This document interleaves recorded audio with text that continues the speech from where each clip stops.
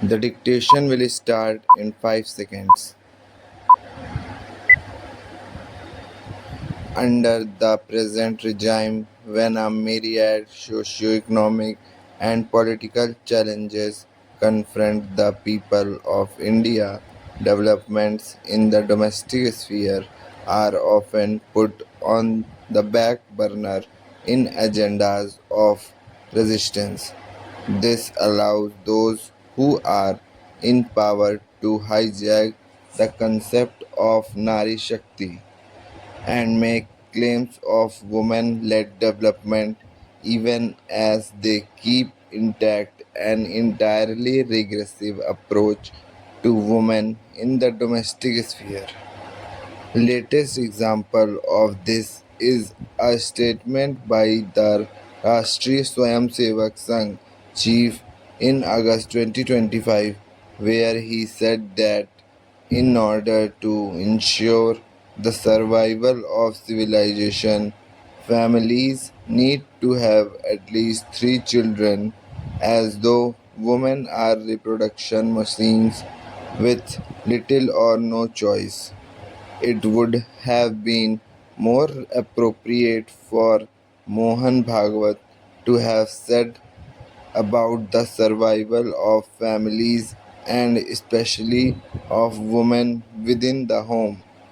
An inexplicable silence. An average of 7,000 women have died every year from 2017 to 2022 in horrendous cases where they are burnt, legally known as dowry death. So, 35,000 women are dead. It is only their sindoor that has been wiped out. A woman's life has been terminated. The National Family Health Survey noted that 30% of the women surveyed reported violence by an intimate partner, but only 14% made a police complaint.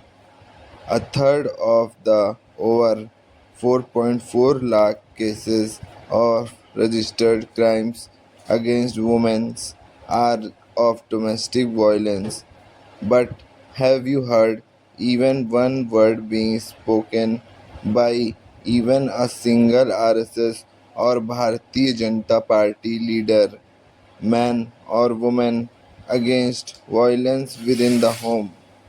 These are the people who are loud and clear in speaking against consensual intercommunity relationships, which they term as love jihad, but never say a word about any instance of violence within the home or within the community, as this would not fit in with the majoritarian ideology based on the Manu Smriti which they expound.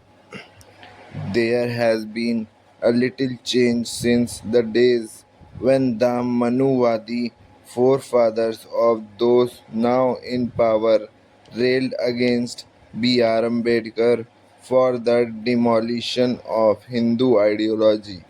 For his proposals in the Hindu Reform Bill granting women the right to divorce and abolishing caste as a requirement for a valid marriage. Cultures that pressurize women to stay in violent marriages to adjust because of the sacramental nature of marriage, that condone through their silence so called honor crimes in self choice. Intercaste marriages are intrinsic to the ideological platform of the Hindutva ecosystem today.